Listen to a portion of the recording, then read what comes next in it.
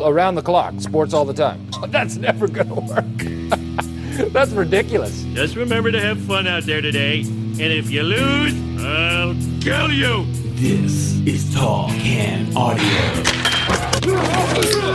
Seriously, this thing is going to be a cultural disaster.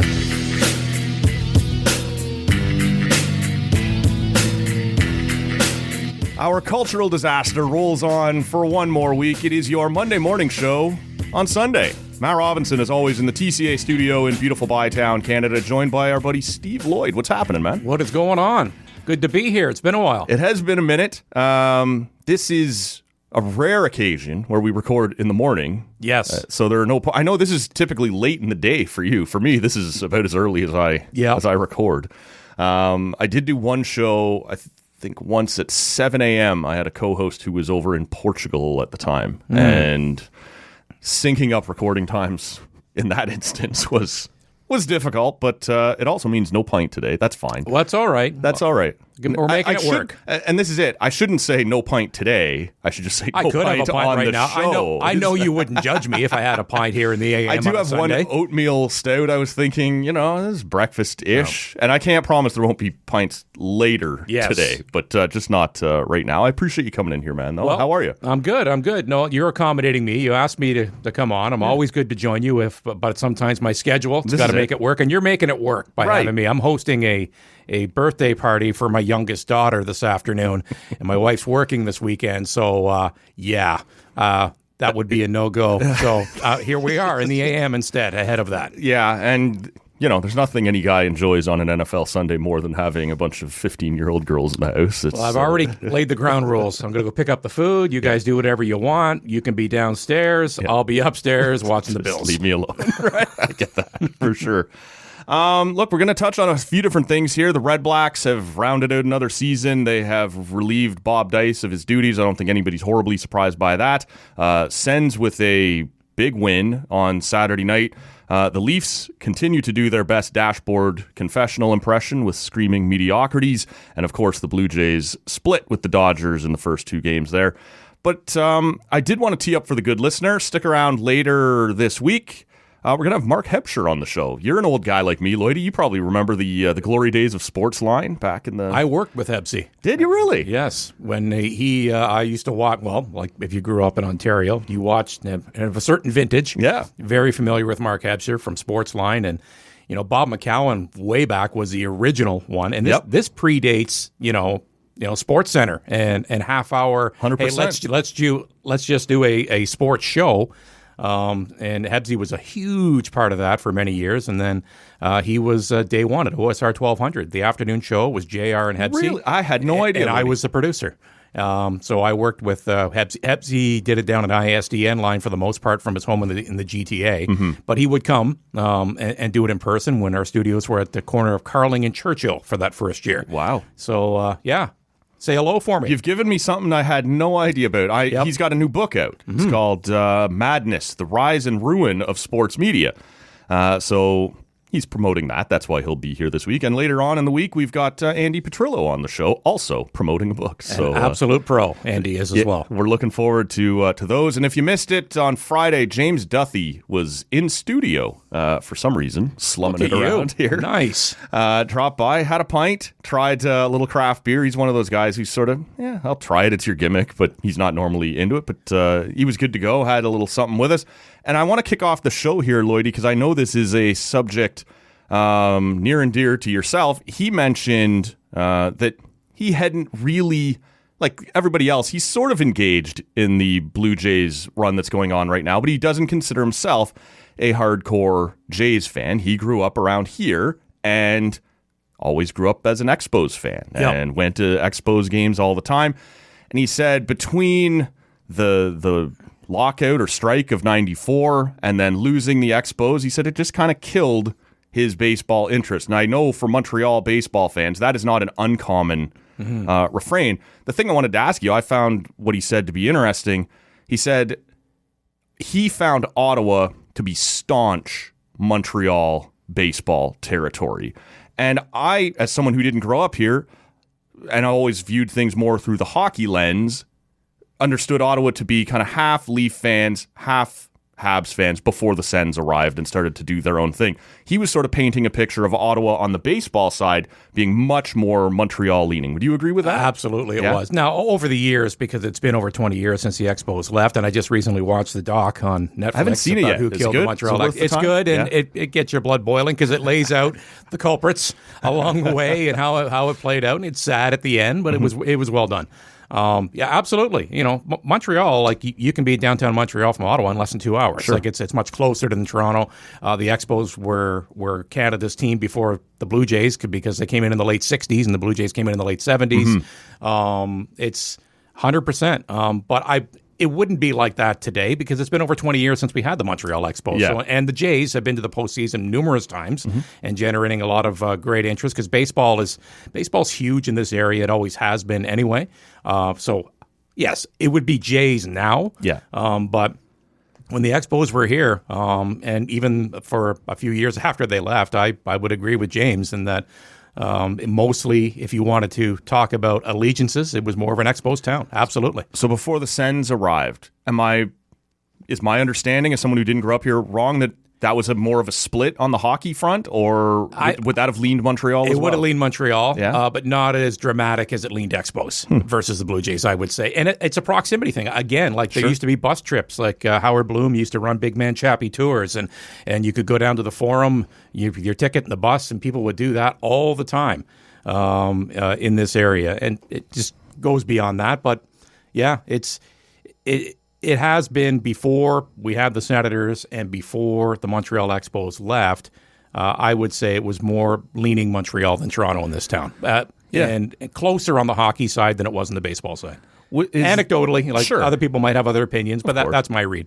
Is there, and maybe like you said, it's been 20 years, but the Expos were in the NL and the Jays were in the AL. Like, was there a distaste for the Blue Jays? Like, was there a rivalry at all? Because it wasn't till like 97 we did interleague and they started to play. It never, at least for me, like I always cheer for the Blue Jays. Yeah. The Expos were my favorite. My Expos were my favorite sports team. Baseball was my favorite sport. Like that was my if I had to pick one team that I could follow in any sport and I had to drop everybody else when I was a kid, I'd pick the Montreal Expos. That's what they meant to me.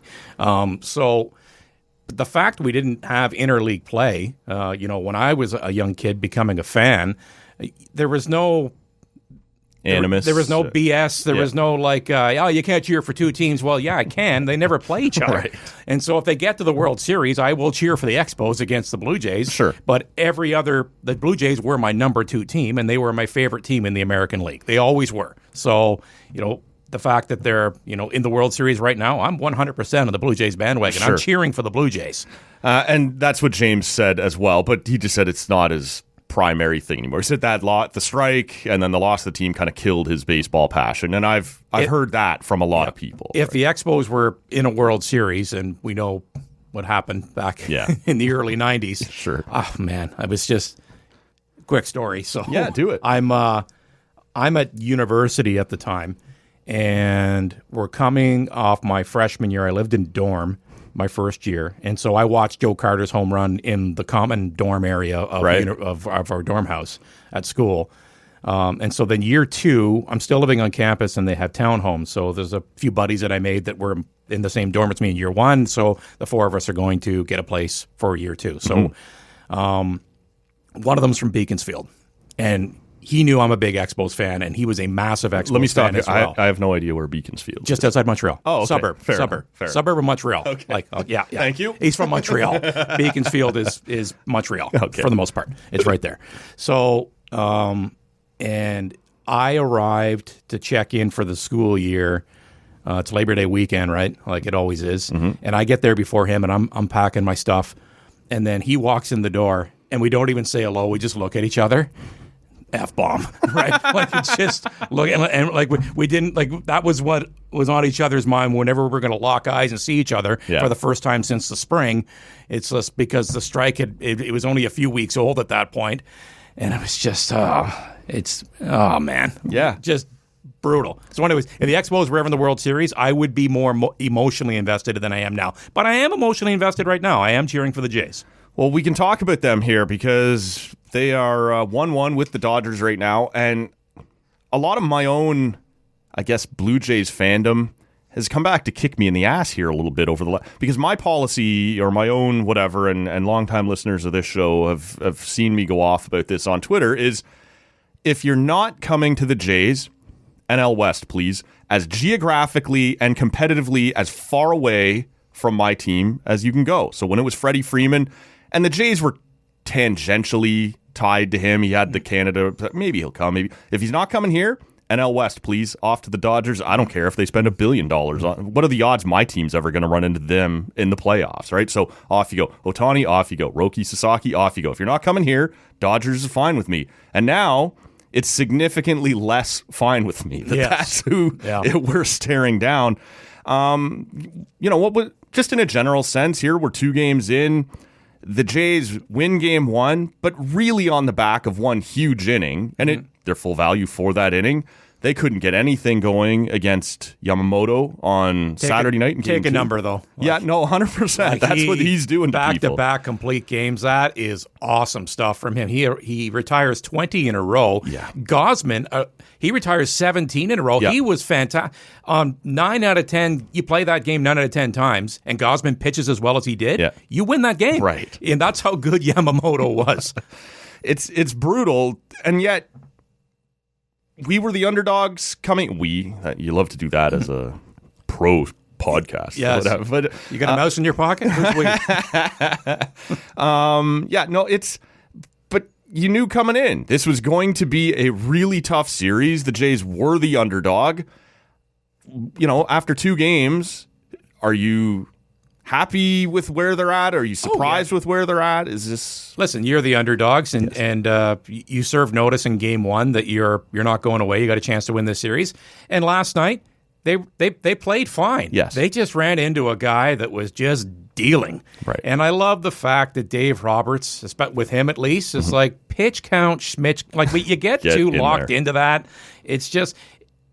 If you know the guy on the mound that you have is pitching as well as he is, I wouldn't get too wrapped up, especially in the World Series. It's not like, all right, there's one after this. No, there's not. Right. This is it. And leave the guy in. If he's feeling and his velocity is still the same and you're paying attention, though, I would not worry too much about the pitch count. Now, you really didn't have to anyway after the first inning. This was it. Yamamoto. I was feeling good after the first. He was amazing. Oh, yeah. Because you put 23, forced him to throw 23 pitches. You're like, all right, that's this is what the Jays do. They grind. Perfect. Yeah. Blake Snell had 29 pitches in the first inning, even though they didn't score the game before. So. Right. And you're like, okay, this is what the Jays do. They grind on you. You want to get into the bullpen here. And after that, they just couldn't sustain any kind of... They had some opportunities to score, couldn't sustain it. Vlad, thus far in the World Series, a little quiet. Other guy like George has been as consistent as he's ever been. Kirky's still doing his thing. And I guess, to be fair to Vlad, I think he went 2 for 4 in game 1. Like But first and third, he's at the plate, and 3 swing and misses on a strikeout. Like that was... They needed him there, but hey, listen, he's a big reason why they are where they are, and he still played well. But it would have been nice to have a moment there, though. Yeah. What did you make of the start for Yasavage in game 1, and where that's at? Because you're going to see him again in this series. Obviously, he had the one first start against the Yankees where he was dominant. Against Seattle, it was a little less dominant, certainly, and this one, he didn't really have it. Now, he got out of some jams. He gave you a few innings. And for a rookie, I think you're happy to have it, but it sort of has pumped the brakes on the hype train a little bit, I think. But I'll spin that the other way a little bit in that he didn't have his A stuff. Mm-hmm. It was quite clear. He didn't trust his splitter. He was throwing more sliders, and he didn't spot his fastball that great. But what I'll give him credit for is I think he knew that, and that's why his pitch selection was different, and he grinded. Yeah. Sometimes you wake up and you just don't have it. I don't have my A stuff. And find a way to have your team survive. And that's what he did. He didn't have his A stuff. He gave up a couple runs, but it could have been worse. He came up with big pitches when he absolutely needed to avoid a big crooked number inning. Mm-hmm. So I give him a lot of credit. That showed a lot of maturity to not bury his team when you don't have it. And he didn't. And then the bullpen was great after that. My take kind of coming into the series was that if the Jays were going to have a shot at this, and I saw some other, and who knows anything, but I thought the Jays needed to have these 2 at home go get one in LA and bring it back, similar to the Seattle. Now, Seattle wasn't the opposite. You lost to and had to go win a series in Seattle. But I thought if you could take these two, just survive LA and bring it home again, you'd be happy and you'd take that. And they weren't able to do it, so they're not quite in the position that you'd want to be in. And the thing that's really making me nervous, Lloydie, is Shohei Ohtani feels like a ticking time bomb. Like, you have kept him irrelevant thus far. He did hit the one bomb, but the game was decided by then in game one, so it didn't really matter. And it sort of feels like while you have been able to get him out pretty consistently thus far, you needed to have those 2 games before he has his game, where we do that thing where he hits 3 home runs and strikes out 10 like we saw in the last round. I doubt he repeats exactly that, but he will have a game. There will be a Shohei game. And you sort of had an opportunity on Saturday night to grab a second game before that happened. How worried are you about him at this point? Oh, he's always going to be a concern. He's the best player of this generation and arguably the best baseball player we've ever seen. Yeah. Period. You know, for me, he is the best I've ever seen. I mean, he punctuates. There are some people who know baseball better than I do saying best ever. I'm not making that claim, but best I've ever seen. All I know is this. Before Shohei Ohtani came along, everybody would always acknowledge who's the best baseball player of all time.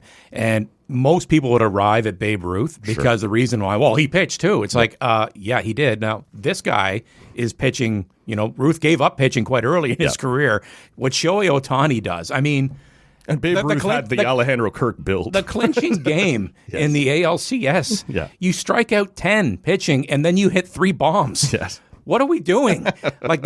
He behaved in that game like the kid that hits puberty early in Little League. That's right. Right? And I'm the pitcher, and I'm the best hitter, and I outweigh all you guys by 50 pounds. And my dad's the manager. And my dad's the manager, and I hit the cage a lot because of that. Yeah. Like, it's just not, it's a one kid that's just like, why is this man pitching to me? He's got a mustache.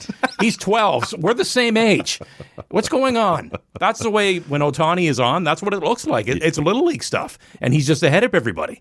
So, coming into the series, what was your confidence level that the Blue Jays could make this competitive? And a lot of people obviously thought the Dodgers were prohibitive favorites. We are now tied 1-1, and it's now a best 3 out of 5. Has your perspective on the series changed at all based on what you've seen? Still the underdogs. Yeah. The Dodgers are still the favorites, but I never bought into, and that I think a lot of that comes from people that don't watch the Blue Jays and know their style of play, especially people that would follow the Dodgers in American TV and journalism in general, which is fair, totally fair. 100%. I understand that. But anybody that's followed along and watched the Blue Jays, the way they play, what David Popkins has done as the hitting coach, it's all about grinding out at bats and upping a pitch count. All of a sudden, everyone knows who Ernie Clement is. Right, exactly. And it's just like they absolutely have a chance to win the World Series. I never ruled them out. I know why the Dodgers are favorites. Yeah. I would have picked the Dodgers as a favorite. I think most people would, even if aren't Jays fans. Yeah, if you're going to ask me to put money on it, I'll take the Dodgers. Of course you would. Yeah. But it's not as much of a gap as some would lead you to believe, I think. So, but like anything in baseball, it comes down, there's no momentum. It comes down to your starting pitching. The first pitch of the next game is setting the tone, and we'll see what Max has, and then Bieber's going to go in Game 4. But we know that the Dodgers have 4 aces. Yeah. And, Snell pitched okay. On that list of guys that I always said, if you're going somewhere, go to the NL West and be away from me. Tyler Glasnow was on that list, and now here he is next in line for me to see, right? So what's your confidence level that Mad Max has another one in him? Like, he kind of wound back the clock a little bit against Seattle. That was nice to see. I don't know how long I want to hang my hat on it, but we'll see. I think aren't you hoping if he can give you 4 innings, 4 good innings, give me 4. Anything beyond that's going to be gravy, I would think, if you're the Blue Jays and you're looking at And Chavez Ravine is one of those, again, big parks, right? Like where you, as a fly ball guy now, you want him in an environment like that as opposed to, Rogers Center. The one thing I like about Scherzer is, physically he was excellent, but mentally the moment's never going to be too big for him. No. So He will not be rattled. Yeah, you're not going to be thinking he's going to be out there, his knees are going to be shaking, he's going to be nervous. No. He's been there, done that, seen it all. I'm good. Don't worry about me. It's just physically, does he have the snap on that curveball? Well, that's usually a telltale sign with him. And it's for all pitching. It's also locating your fastball. 100%. So, he gets the ball in game 3, and we'll see. And that was refreshing against Seattle to see the velocity on that fastball back up a little bit, which had trended down in August and September. So, but Bo Bichette is a bit of a concern, who did not start game 2, and he went from a sleeve to a full-on knee brace. Now he was able to pinch hit, which is good. Did you like the timing of it? Springer shaking off his hand after his last I didn't like at-bat. that either, man. That's not good after he got hit on the hand. It's an off day, so there'll be no news on that Guy today. seems to get hit hard, like once every 2 weeks. Like someone's popping him on the knee or up high on the head. He had missed time for the concussion earlier in the season when he got hit. Like, he's a bit of a magnet right now. I thought the Bichette pinch hit was sort of wasted. When there's nobody on base and 2 outs, would you not have waited? Maybe. They're probably just thinking one swing of the bat, let's just try to get a little momentum going at that stage. And you're starting to get pretty late in the game, so you wanted to make sure you got him in. But I could get on board with what you're saying. Maybe you would want to wait a little bit more. Because I think we were already down by 2 then, too. Yeah. So even the home run, I mean, it gets you closer, but it doesn't tie the game. So he looked okay in game 1 at second base. I texted you. Heck of a play made up, defensively. And that was always the strike against him at short was not good enough, right? I wonder, when that decision was made and announced, and obviously they took him out of the game reasonably, not early, but when it was time to focus on defense, they took him out of the game and allowed base running at first base. That's right, yeah. So that made sense. I thought that was fine. But I was surprised that he was going to start at second base. I didn't see that coming. And there was no easy answer. Like, do you want to force George, also banged up a little bit and feeling it, like as a hitter, to go play the outfield? You're certainly not going to put Bo back at short coming off the injury. That was an interesting decision. It seemed to work out. Yeah, absolutely. But I think it's more about Springer than Bichette, because of course you're going to have Bichette on the roster. He's good enough to give you a little bit of something. He's proven that already. Maybe he can't start every game, but George Springer pretty much is his team's MVP. Yes. While Vladdy has cooled, George has not. George has continued to get on one way or another. And he was playing the field earlier in the season, but he's pretty much exclusively a DH for almost 3 months now. You don't want to mess with that. So I that's why I would think the Blue Jays are very hesitant to even, because he could go play the field. He's a gamer. He'd do it. He would do it. But you don't want to mess where he is physically and his headspace as well, and what his rhythm is and what he's used to. Because the rhythm he is in, just as the DH leading off, it's pretty good. You don't want to mess with that. Well, I brought this up a few days ago, and the person sitting across the table from me that day rolled their eyes and clearly didn't remember. I know you're a baseball guy. In '93, the Jays ran into this with Molitor and Olerud, who were both, DH 1B types, and then you're going to the NL park. There is no DH. One of them was going to have to sit, and then all of a sudden one's going to third in the game 2 of that. Or Joe Carter's playing first base. Joe Carter's playing first, right? So, sometimes you just run into tough decisions, and clearly the focus has to be get the best bats in the lineup and figure it out, just make it work. The thing that made this a little different is the Jays' reputation was so based on defense, right? Yeah, like I understand why it's been a few years now that the National League adopted the DH, but somebody who grew up an Expos fan, right. I always appreciated National League Baseball because of the strategy that was involved with the old double switches. All right, when's the pitcher coming up? Okay, and that's when I'm going to make my move. Now you're going to go here. You're going to go play second. You're going to stay in the game. He's going to pinch hit for you, and it's just it's chess, not checkers, right? For a lot of the managers, I do kind of miss that element. The strategy of it, I like that too. I watched a game there. I guess it was Monday. No, it would have been in the NLCS, and I was watching the game with someone who, is a casual fan, but does the pitcher not hit anymore? Like, no. Yeah. This never? And I was like, well, if you really got yourself into trouble, I guess it could happen. Ohtani does. Sure, that's right. That's it. There's the unicorn. But yeah, it did create. And even in a World Series in the AL Park, we play our rules. In the NL Park, we play your, and it creates those interesting storylines. But somehow the Jays found themselves in that situation without it having anything to do with the pitcher. Look, why don't we talk a little hockey? Unless you had anything else on the World Series. No, let's go. What do you got? Well, I'm curious at this point what the take is or what the vibes are around the Sens. And look, coming off a huge win against Washington on Saturday night, things have to be feeling at least a little bit better. But early in the season, goaltending had been a little bit and just defensive play in general. Sure. Very lax. And then, of course, the captain goes down, and that's the heartbeat of... some captains are different than others, but Brady is the heartbeat of the team, and you're going without him. Now, he was on the ice, I guess, on Saturday. Now, it's just a skate, but... well, that's the good news about that injury. He can keep his conditioning up. He just can't handle pucks yet, but, it's thumb surgery. You get that wrapped up and protected, so if you fall on the ice, you're okay, but he can at least skate. Well, I want to ask you in a minute, and we'll maybe talk about Toronto. The term I was using a week ago, someone asked me what I thought of the Leafs, and I said, it's too early. And now I'm at, it's early, but... Mm-hmm. Where are we at with the Sens? It's trending up, actually. They started 1-3. Yep. Now they're 3-1-1 in their last 5, right? And Dylan Cousins is on pace for 73 goals. That'll work. Pinto is, and Cousins is on pace for around 55. Yeah. Those two guys. And all of a sudden, Nick's on pace for a big year after a nice night last night. And first line, Nick Cousins. Well, you know what? That was interesting how Travis Green, he had, for a couple of games, he loaded up and he bumped Stützle to left wing and put Cousins and Batherson as a top line. You're trying to figure out the Brady effect, right? Sure. All right. It's a huge hole. Can I get a top line here and figure out, and there's going to be some more maneuvering. It's not just set it and forget it that way. And I really like the fact, because I think a lot of people, when they saw the configuration yesterday morning, it's like, really? Nick Cousins is going to play? But if you've been watching them play, as they've been better the last few games, Nick Cousins has been playing, I think, his best hockey in an Ottawa uniform. He's been really good. Mm-hmm. Like in the you depth, and I talked in the depth role at the end of last season. Didn't think he'd be back. Like coming off an injury. You probably let him go. And sure enough, he looks pretty good. Yeah, but he's listen, he's not a top line guy. No. Nobody would mistake that. But I kind of like that.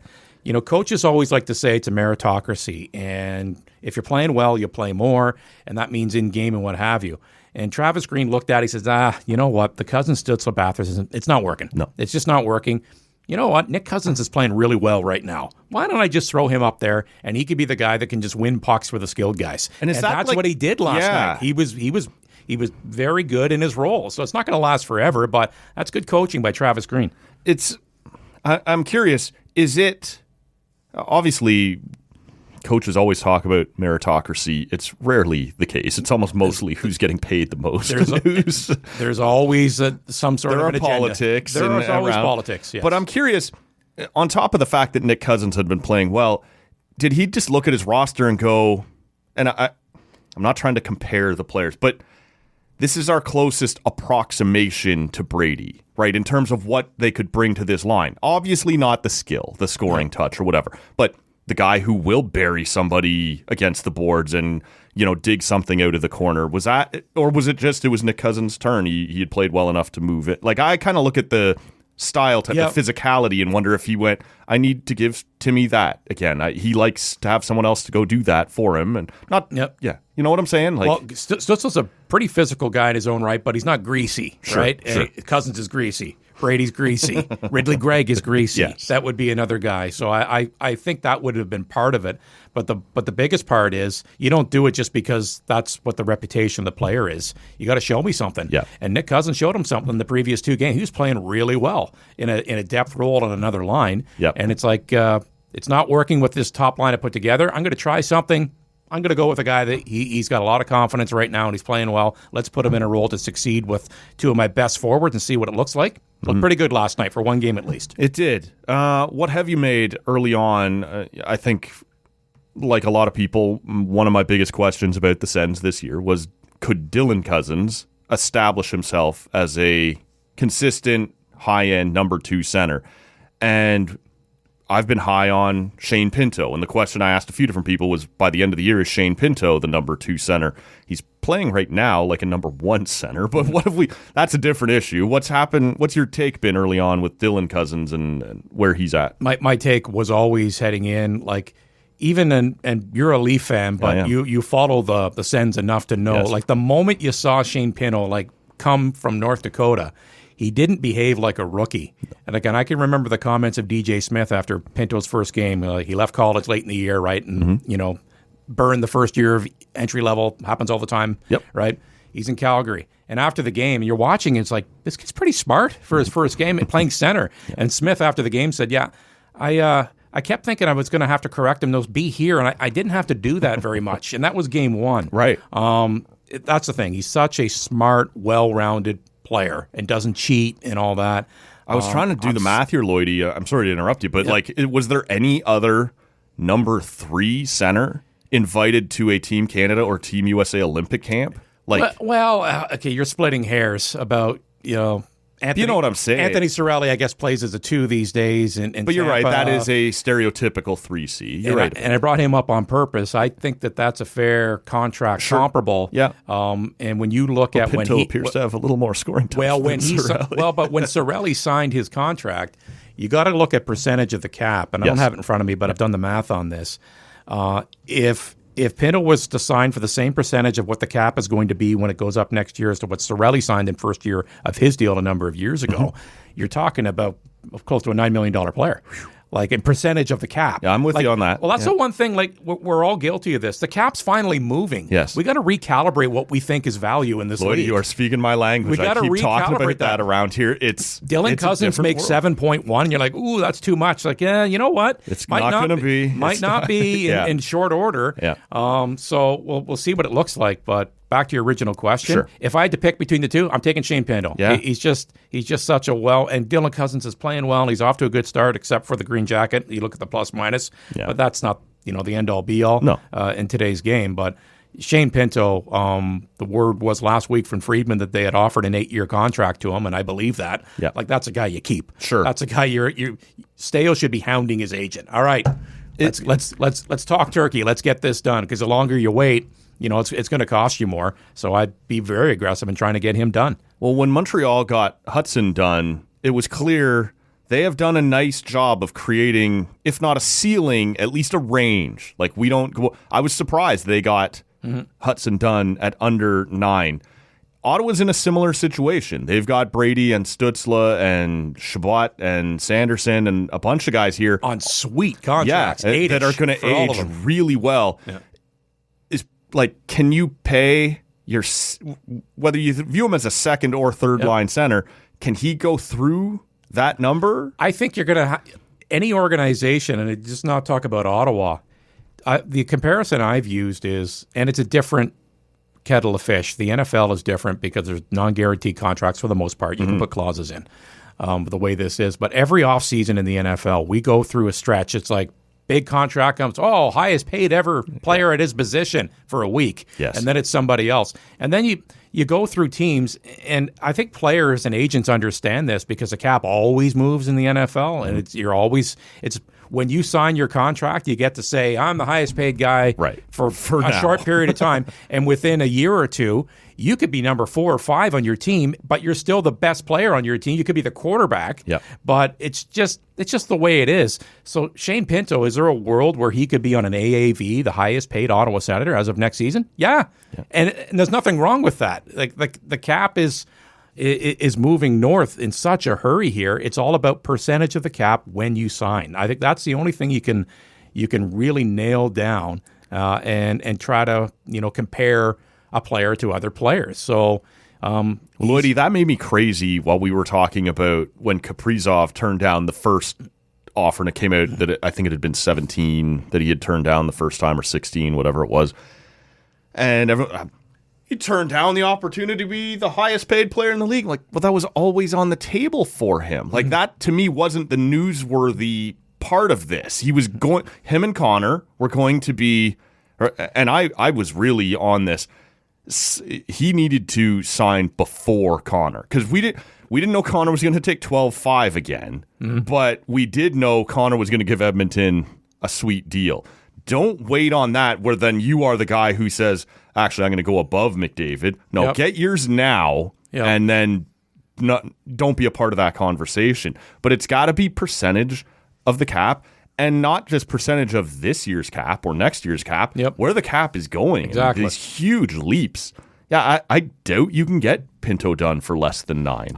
I think you probably can, but to me it's right around 9. But don't be surprised if it gets that high. People are thinking, oh, can you keep him around Cousins at 7-1 on a long-term deal? No, you can't. It's just you're not going to be able to do that. No. Now the other at 8. Am I right about that? Yeah, he's at 8 even, and Stützle and Sanderson and Brady are all 8-ish, just low 8.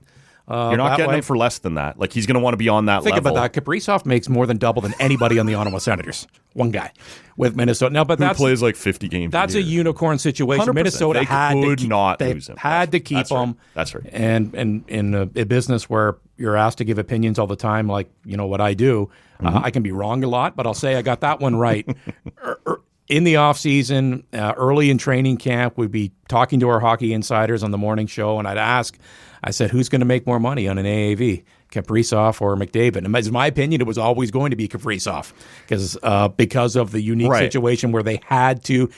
Nobody thinks he's a better player than Connor McDavid, but on his team, more important. He's got more value to that franchise, that fan base, what they're trying to do there. They could not let him walk. And that's why I wanted him to go first, because you look bad taking more. If McDavid had signed the day before at 12-5 and he goes, I'm 17, you look like a douche, right? Yeah. So get it first. Get yours now and don't wait to put yourself in that conversation. It is interesting. What do we make right now, the last thing on the Sens, of Jordan Spence? I thought that was a nice little move over the summer.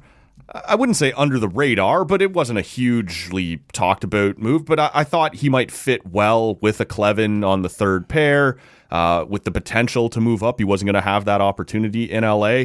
So far, he hasn't appeared to have impressed Travis Green. Where are we at with that guy? I still think it was a very shrewd move because everybody's draft chart's going to be different. That's why so many times, the guy we drafted at our position in the first round, that was our guy if it was 5 spots earlier, right? Sure. But that doesn't mean you're smarter than everybody else. Everybody's list is a little bit different. Yep. And I think Ottawa's list had Hensler, and they knew they could get him by trading down. And in the meantime, they could pick up what's been a sore spot, some depth on defense, especially at the right shot position. Basically, Ottawa entered this training camp with depth right shot guys with Matt and Paolo and Spence. And last year it was Hamonic and JBD. It's an upgrade. Current Red Wings. Right? So, and with Jordan Spence, he's just such a different type of player than Matt and Paolo. I totally understand why Matt and Paolo's in the lineup and, playing with Clevin as the hammer pair with your unit. Spence is going to get another opportunity. He's a skilled guy. It hurt that he just had some poor awareness with that giveaway to the Islanders late in that game where they should have got a point. They should have won the game, and they should have very least got a point where Anders Lee was on them. Rather than try to make a bit of a play, you just got to get rid of that puck because you're in a situation you're not going to win that physical matchup. No. You're just not. And he got caught trying to make a bit of a play rather than just slap this to the corner and get it away, right? And so that was a mistake, and he paid for it. And he hasn't been in the lineup since, but that's still a good move because he's an NHL defenseman. He's a depth guy, and he'll get another opportunity. We've seen Tampa off to a bit of a slow start. Florida's battling injuries. Boston started okay. They've come back to earth. Buffalo started apocalyptically bad, and suddenly they're not too bad. Who else has stood out to you here early in the season? The Red Wings I just did not see that coming. You would think at some point in time, like Ottawa did last year finally, I mean, this can't go on forever. Sure. You're going to get better at some point. Right. You're just waiting it. But when you look at their roster, it wasn't screaming breakthrough. And now we'll see. It's early here, but the way the Red Wings have come out of the gate's impressive. And the way Tampa, I picked them to win the division. Well, so did I. Most people did. I mean... and it doesn't mean it's still early enough days. And the good news is outside of Montreal in that division, nobody's running away and hiding, right? It's a lot of meh so far. This is it. I thought Tampa would win the division and then muck. Toronto, Florida, because the injury situation, and because they didn't have to care. They don't care if they start on the road in the playoffs or whatever, so they would do what they had to do to get in. And then Ottawa, Toronto, Montreal, I thought would... And maybe Buffalo, Detroit take a step forward, and it gets kind of mucky from 2 through 5 or 6. Are the Habs and Red Wings going to keep up the pace? I doubt. I would doubt the it. Red Wings? The Habs, maybe. Maybe. I would doubt both of them, but more so the Habs have the better opportunity to keep it going, and that's great. But not that like great. but that Atlantic Division right now, it's if you can just be around 500, and a lot of teams are, and just hang around, we're not even out of the month of October. No. So that's why. But then again, like you can put yourself in a bad spot early. And this is huge for the Senators that they've rebounded after their 1-3 start, and they've gone 3-1-1 in their last 5. They really needed to rededicate themselves to defense, and that's what they've done in particular the last 3 games. The goaltending's been better, but the goaltending's been better hand in hand because defensively. So what did I miss on Saturday night? Because I was seeing a ton of tweets about Ullmark, but while I was watching the ball game. Oh, he came. Okay, so there was a scrum. Charlie Lindgren I saw people comparing him to Ray Emery all of a sudden. Yeah, Shane Pinto's goal was a nice goal. He takes Chychrun wide. He goes to the net, and the puck does cross the line as he's crashing into Lindgren with Chychrun right on him, pushing him a little bit. So it's one of those. It went in. It went to review. It's one of those. Call on the ice would have mattered in that. Yeah. That's a call that could have went either way. Okay. Went the Sens' way. The goal counted. So Lindgren's hot about that, and the Sens did a good job of just being around him, going to the paint, screening him. And then he'd had enough when Greg went to the paint when the whistle had been blown. He didn't hit him or anything, but he just tried to get there. And Ferravari just boxes him out hard, and Lindgren goes in and throws a punch. And so then everybody comes, and then Lindgren's involved behind the net with everybody. So Ullmark came down So this the is ice. all the way down in their zone. He's just like, I'm just here to even out the odds, right? Like your guy's involved, so he went down, got engaged in the scrum quickly. The ref said, "Get out of here," and he did. And just wait and watch. Is that not for any goalie to cross the red line? Like, isn't that a penalty? Yeah, it was the automatic unsportsmanlike. But you don't have to leave the game. No. So, Sens ended up getting a power play under that whole melee because the Capitals actually did a little bit more. Right. But that's all that was. Okay. You're watching the Jays. I was too screening it. I was watching the Sens game on my laptop and had the Jays on TV, and that's basically what that was. That was the goalie at the other end recognizing we're outnumbered. Yeah. I better go down there. I saw my Twitter timeline light up with Ullmark talk and all of a sudden Ray Emery is trending. Yeah. Not quite the same guys, but the same spirit, I guess. Yes. Showing up for your teammates. Sure. The comparison ends there. Yeah. Well, you were talking about 2 screening it there and whatever. I have been all in on the Jays. And so I say this with almost no sarcasm, you've probably seen as much of the Leafs this year as I have. Like, for me, it's not been a lot. The 5:00 game on Saturday, I was able to watch because obviously, look, if the Leafs are getting bumped out of prime time on Saturday night, something big's happening, and obviously it was the Jays. I'm curious, look, they beat Buffalo in overtime after having lost game 1 to them. They just don't look Here's the thing on the Leafs for me. good.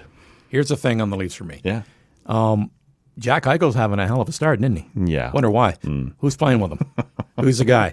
Right? So now the Leafs are still a very good team, but it's they? good. I still think they're a good team. Well, very good. We'll see. They're still listen, they're I expected them to be worse, and I kept saying, but they won't go off a cliff. yes. They so don't. They're still trying to figure it out without Mitch Marner. As much as Mitch Marner had his flaws, and a lot of Leaf fans, the playoffs and yada, yada, yada. This guy touches every part of your game at the highest level. First over the boards in the PK. Yes. Mitch Marner. First over the boards in the power play. There were times where they used him on the blue line. When 5-on-5 play. Yeah. Mitch Marner. Behind protecting a lead. Yep. Mitch Marner.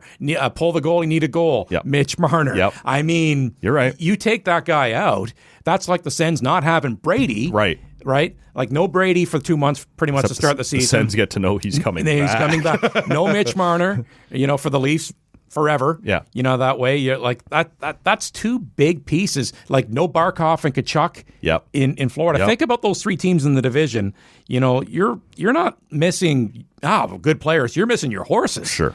Right? So I think the Leafs are they're still trying to figure out what they are, without Mitch Marner touching every part of their game. And the one thing is, Austin Matthews, man, he never takes any slings and arrows from the Leafs over the years. It was always somebody else that was the bum that the fans would be the whipping Spotlight's boy. On now. And it was Marner most recently.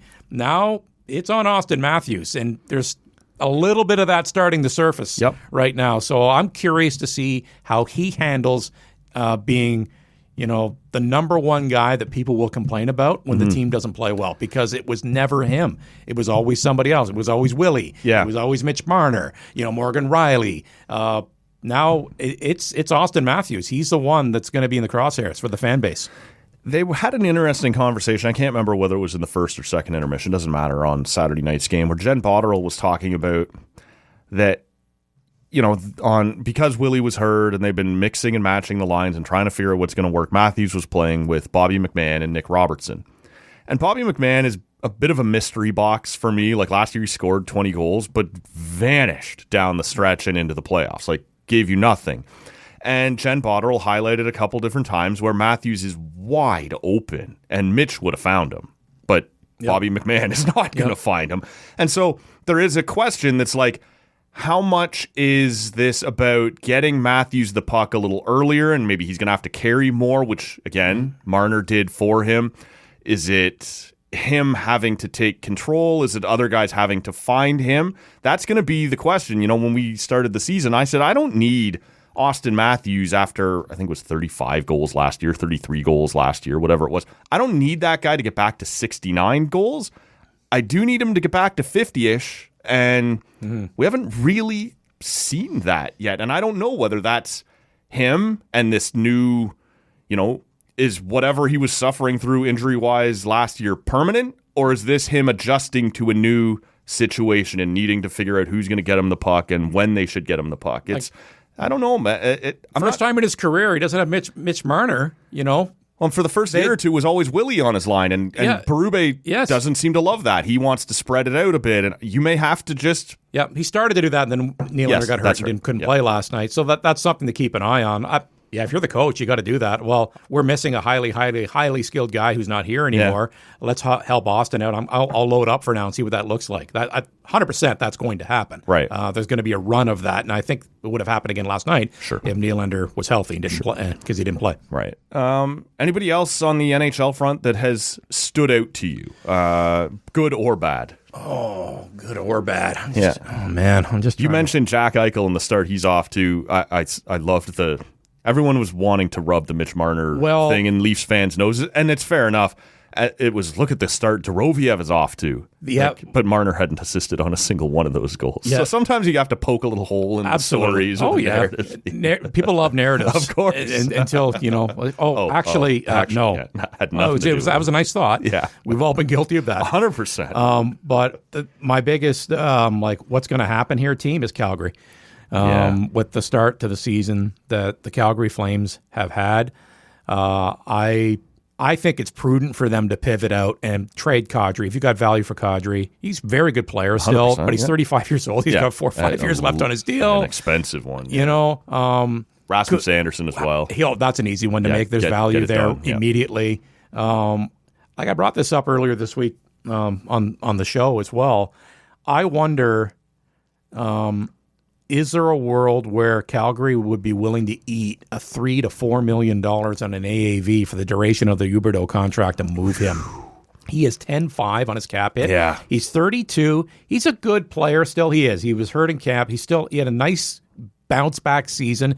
He's not the 100-point guy he was when he was with the Florida Panthers on a better team, obviously. We all thought, man, yeah, great job by Calgary. Great job being, because you were screwed. Yeah, and Uyghur's a good player, and it is what it is. And then it turned out, but then they got desperate. We got to prove that he's staying, so let's give him this contract. Doesn't end up running my team. Yeah, so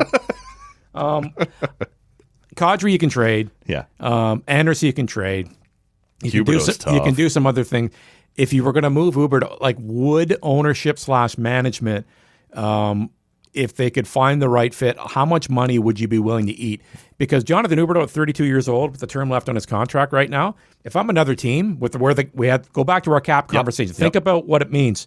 If you could get him for 6.5 on an AV or a 7, nice player at that price, where it's going, but would Calgary be willing, it's the term to have a black hole of cap hit for a number of years. Calgary doesn't eat money. They apparently have some sort of... Well, here the thing is they're moving into the new building in the next couple of years, and this would make sense for them. to take a knee on this season, trade some of these guys, and then it's easy, as we all know in sports. You're selling winning or you're selling hope. And I think that'd be an easier sell because of the new building on the horizon for the Flames to say to the fans, look, like let's be clear-eyed about this. We're not winning the Stanley Cup right now. Right. If we continue to ride this out, let's trade these veterans out, get some young guys, get some more picks. To finish ninth last and we'll year. have a better, let's be honest, we'll have a better chip in the Gavin McKenna sweeps. Sure. Right? If we're going to be bad this year, be bad. Yep. This is a year to be bad. So I would think eventually we're going to see the Calgary Flames maybe pivot on this season, and it's going to be about let's kind of mark when we go into our new building where we're going to really start to take our surge, and let's get rid of some of our veteran guys.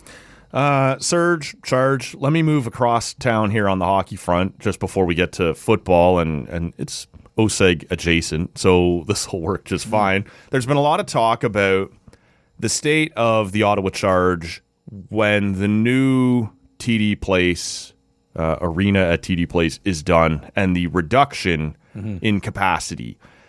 And, when you talk about the Flames, can we be on the upswing and be exciting when the new building opens? Where are we at? Is this saber rattling by the Charge saying this is bad for us or whatever? Like, I look at the Minnesota Frost and go, they're doing pretty well, but in a 20,000 seat building, it's tough, right? Like, they're not quite there. Ottawa at 8,000, 9,000, whatever they could jam into there at its current capacity, that's great. And I guess it's going to go down to about 6,000. That's harder to make money. What are they going to do? And is that franchise, I'm not going to say in trouble, but you don't want to see them in the new Sens building at 20,000 half full or a third full. That sucks. The 8,000 jam-packed at TD Place and the vibes that come off of that, I don't know. It's a tough spot they're in right now, and they're not under the OSEG umbrella, right? Like the 67s and the 6,000's fine for us. You're a tenant instead of ownership. What do you make of this? It's sort of jumped up in the last week or two. Well, right? I think what you're driving at, there's a lot of people who think that the ring's it's too small. They should make it bigger. But to me, when you look at the average attendance of the Ottawa Charge and the average attendance of the league in general, they pack the place, push an 8, max it out at TD Place Arena, Civic Center, whatever you want to call it. Sure. But look at the weekday games during the season. Yeah. It's like, it's less than that. And when they're doing well in the playoffs, that's going to be.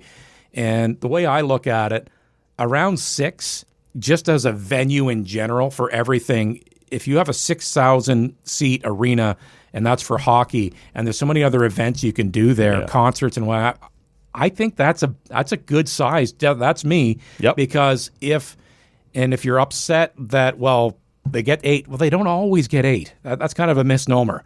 At the Civic You're Center. talking about putting a lid on them for the top 15% of their games. Right now, and I'll spin this. Here's the good news. There's going to be another rink being built, as you mentioned, in LeBreton. That's going to happen here at some point. Yes. And if the women's league takes off even more and more and more, and the Charge, and if you're going to outgrow the Civic Center. Sure. Right? Yeah. You're going to outgrow the Civic Center. Like if you said, all right, we're going to put 8,000 seats in this new rink, just kind of like the Civic Center. All right, everybody happy? Great. But you're capped there with where you think the women's game is going. Yeah. They're going to if you are bullish on the Charge and the women's game, and it's going to grow and grow and grow, and that's great. Then I think if you're upset that the new rink in Ottawa in the end zone at Lansdowne is only 6, then you've kind of capped yourself. You think if it was 8, you're capped in your mind's eye, where you think the success is going to be for the league. If this league goes to where they think they're going to go with attendance and everything and grow the league, you're outgrowing whatever you put in the end zone there. Sure. You're going to be at LeBreton. Yeah. Right?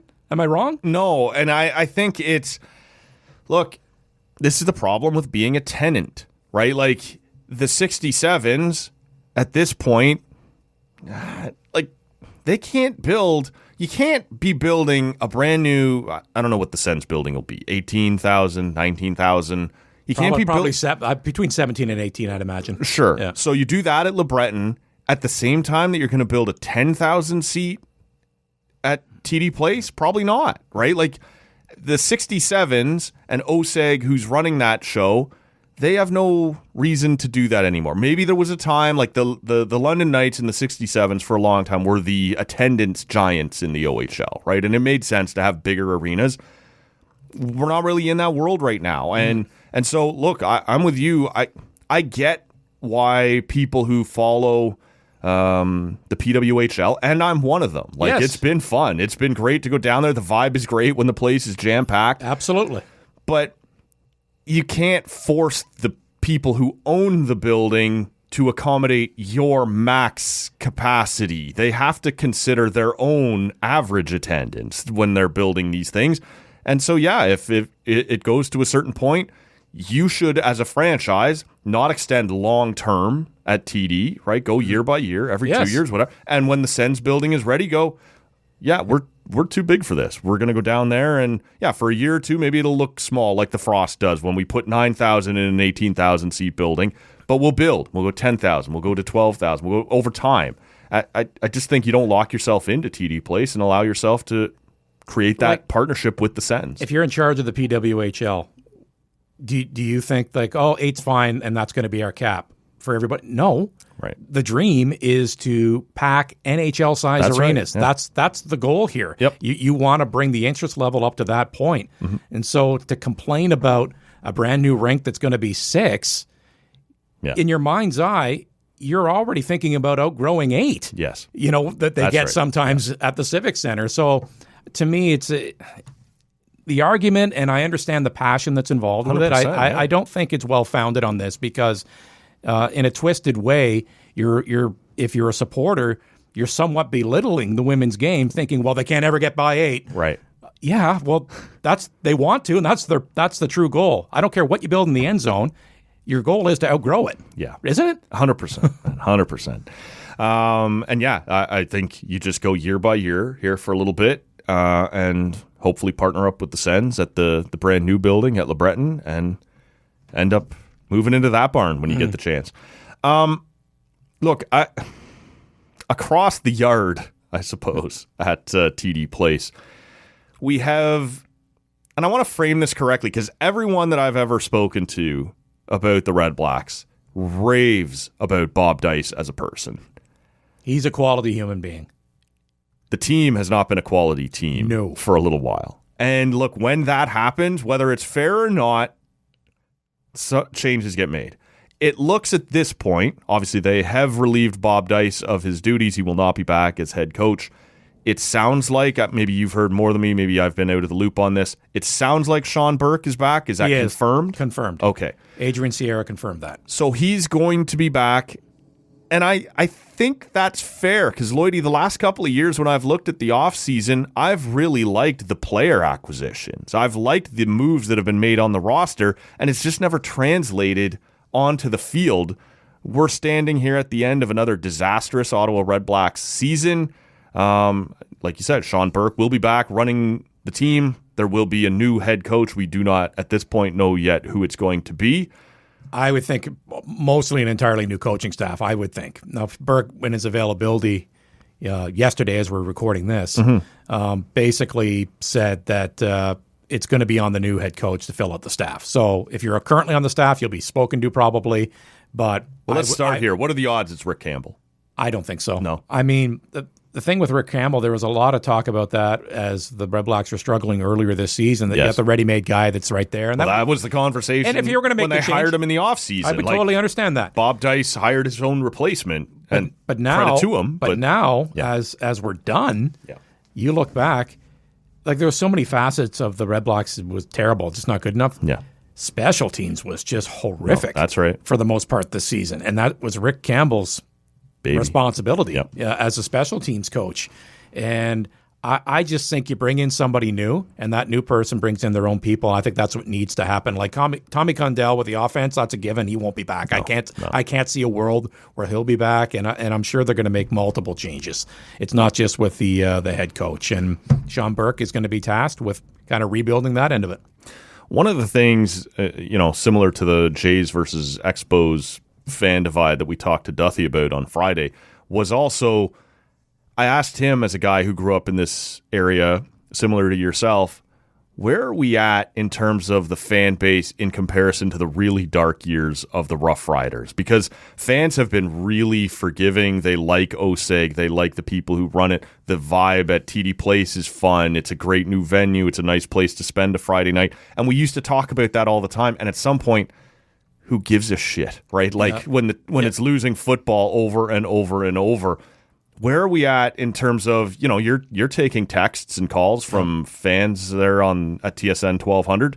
Where's the fan base at in comparison to what you grew up around with the Rough Riders and the bad days of the Renegades? And I don't know if there were good days of the Renegades. The fans are fed up, and there's some old school hardcore fans that lived it all. Rough Riders, Renegades, and now Red Blacks, and they're really upset because they've seen this movie before. But I would say recency bias aside, because it's been terrible for a number of years. Like last year was a blip, it felt like. They had an okay year last year, and they played in the playoffs. Yep. But for the most part, man, like coming through COVID and since then, it's just been brutal. Absolutely terrible. The product, not entertaining and losing. That's bad. Yes. If you're going to lose, at least be entertaining. Lose exciting. And for the most part, they weren't even, as we talk about high-event hockey teams that are bad. Well, at least stuff's happening when I'm at the game and I'm going to be entertained. And oftentimes wouldn't even get that and watching the Red Blacks. To me, there's no comparison, though, still. I mean, because what's different from the Renegades days and some of the worst times of the Rough Riders, this is quality ownership. That there's adults running this thing, right? Where that wasn't always the case, where there was agendas and just bad. Like, here, son, here's a team. We went through that twice with the Red Blacks, with the Rough Riders, with Lonnie and Bernie Gleiberman. So, Horn Chen, the absentee owner, when the death knell hit on that as well. The Waters Group, when they brought in the Renegades, it was all about getting the Grey Cup money, and we're out. And that's what happened, right? So they got the Grey Cup, and they hit played, and it's like, all right, we made some money on this. See ya. Back to TO. Bye-bye. So, and we've had enough of this. So, but it's different now. It's not as bad as those other two because of OSEG and its quality ownership. So that's what would make it better for me. They always say the worst thing that can happen, like if fans are still pissed off, you're okay. It's when they become apathetic. Oh, yeah. You're not seeing apathy, there is some apathy. Look at the stands. Like the season ticket base has dwindled, and now it's Ottawa in general, as we know, as a sports community, is a huge walk-up crowd as it is. Attendance is down because the team's terrible, right? And it's not just one season. And despite the blip of last year, there's a malaise over the franchise from a competitive standpoint. The fans are like, "Yeah, you want to go to the game tonight? Yeah." Because it's fun on a nice summer night. It's you're bumping around, and sometimes you're not even watching much of the game. It's kind of like a cover charge at a great outdoor bar. Is what it can be. Yes. Right? So they've created a great atmosphere there, but it's still pro sports, and you still got to entertain the masses, and you got to win a little bit. And they just haven't won enough in the last number of years, and this is why attendance has become an issue, and this is why frustration has set in. When you look at the roster right now, like I was optimistic coming into this year. I liked some of the moves they made. Was I overestimating that roster? No, I was the same. I liked some of the veteran guys that they brought in. It was like, okay. And I thought, and I guess it would be 2 years ago now, but I thought Drew Brown was the next guy, the best guy in the league available to give a shot to. And we haven't seen him play a full healthy season yet. No. How much of this, in your opinion, was bad coaching and how much of it was bad team construction? Interesting that Sean Burke in his availability alluded to this about, he says, you got to have your number one quarterback more healthy. You can't win. That's right. In 2 years, he hasn't played enough. And he says, he said, this is not all on Drew. Yeah. This is about evaluating. So I'm thinking behind the scenes and how they, handle players medically and all that. And he alluded to maybe revamping a lot of things behind the scenes as well. But the other thing, and speaking with AJ, the voice of the Red Blacks, and talks to a lot of people, when I had him on, because I did the drive show on Friday this last week and brought him on from Hamilton ahead of that game. And so we kind of did a bit of a post-mortem before the last game because we didn't have a post-game show. We weren't right to Blue Jays baseball. Yes. And same thing after the Sens game last night. Right. Hey, it's number one. Of course. Know your audience. World Series baseball, early season hockey, and late only season in Red Canada. Blacks. Right? So anyways, but AJ said that, in conversations he's had, and he wasn't naming names, but disappointing that there were some veteran leaders that weren't leading correctly. Yeah. I'll phrase it that way, where behavior in the room, behind the scenes, there's a few guys there that it was disappointing. When adversity hits, sometimes character can be revealed, and it didn't go well with some high-profile veteran guys behind the scenes. That's what AJ had to say to me when I was doing the drive show on TSN 1200 on Friday. So yeah, that is interesting. Interesting offseason there as well. Like sometimes back, talent isn't great leadership, right? It's not always the same thing. Everybody's a great guy when you win, sure, right? But like who's there when things are not going well? Yeah. And we see it in all sports. That's where some guys get exposed. One of the reasons I wanted to have you in here today was specifically your knowledge of baseball, but I know you're a longtime CFL guy as well. I was talking to my co-host last Monday and asked him, where are you at on the CFL playoffs? And he goes, the Red Blacks have kind of killed me, right? They've sort of, and he goes, I'll watch the Grey Cup because it's the Grey Cup, and everybody watches the Grey Cup. It's an appointment thing. That's what we do as Canadians. Because the rest of the playoffs probably don't have my attention. And even if in previous years, if my home team wasn't in it, I'm still interested enough in the league that I will watch the playoffs. And not this year. I just wonder. I think you nailed it. Yeah, that's where I'm at. Like, because the CFL in general has always. This isn't the NFL in many different ways. It's not the NFL, but one key way it's not the NFL. The NFL has gotten to a level where people just watch the NFL. It's a habit. Your favorite team doesn't have to play, but you still want to watch that game. I haven't had a favorite team in 10 years. Yeah, when it's on. But the NFL, you want to watch the NFL. That's so if your local hometown team that you cheer for, and here we are in Ottawa, the Red Blacks, if they're irrelevant, then it's not like, all right, can't wait to watch the BC Bombers game, right? In mid-season when. Like it's not on your radar. It's been wiped as much. off your radar. That's it's not. The word. It's from a league standpoint. It's such a local league that way. You got to have a team in your town, and you got to have a team in your town that's even if you relevant. Just missed the playoffs. At least you're sort of wow. I hope somebody takes down Hamilton then, or something. So the interest level right now, it's I think you nailed it. The way you laid it out, that's kind of where I'm at. Like. The playoffs are on, and I'm going to watch them. But like if it's up against something else, I'll be back and forth. It's not like CFL playoffs, no, dialed in, let's go. I don't care if the Red Blacks aren't. And that's a dangerous place to be for the CFL in this market. You got to figure this out quick. You have to get back on the radar. You have to become a big deal again. Look, we all know the Senators are always going to be king in Ottawa, but you have to be right there. You have to be second place, and you're just not right now. Like and people are coming for you. Lacrosse is back. Soccer is here on the men's and women's side. The Charge are here. Like there are ways to spend your entertainment dollar outside of the CFL. Well, even directly involved, like smaller, but the Titans for that league have a solid fan base. So there's a lot of sporting options. In this town right now, and the Red Blacks. Do I think they can get it back? Yeah, anybody can. Sure. And what they got hot, right? What they got going for them is people still do remember when they play well and they go to 3 Grey Cups in those 4 years, and they just remember going to the park on a nice summer night. It's great. It is. It's a fantastic, and it's such an Ottawa experience when it's at its best. You can go there, and you're trying to watch the game, and you're bumping into. Like the great, you've lived in this town long enough. 100%. Like there's over 1 million people in this market, but it behaves like a town of 15,000 really sometimes. Does. When you go to sporting events, it's like got everything you want out of a big city, but it feels like a small town. Yeah, you bump into people randomly all the time. It's like as if you're in a small town. So that's right. But you got to get back to having more confidence, in the product. There's got to be a reason for me to come now, right? It's so. Last thing for you before we wrap up. We are a little closer to noon than we were when we started. Have you tried anything good on the craft beer front here lately that you can think of? A brewery? Lately on the craft beer front, nothing super new. No? Okay. For me as of late, like whenever I crack open a beer, you know me, I like my browns. Like if I'm One of the really nice days that we had last week, my wife was off. We went for lunch in Ashton. What a great patio. Yeah. At the Ashton pub. It's fantastic. Yep. You know, the garage doors were still open. You're right on the river. And I had a nice Ashton Brown. There you go. Which was very nice. It's a nice one. So that's my most recent ordering out beer. Okay. And the other local shout out I'll give on a nice hot summer day. I really like a Calypso from Perth. Okay. From Perth Brewery. Yeah. It's really nice.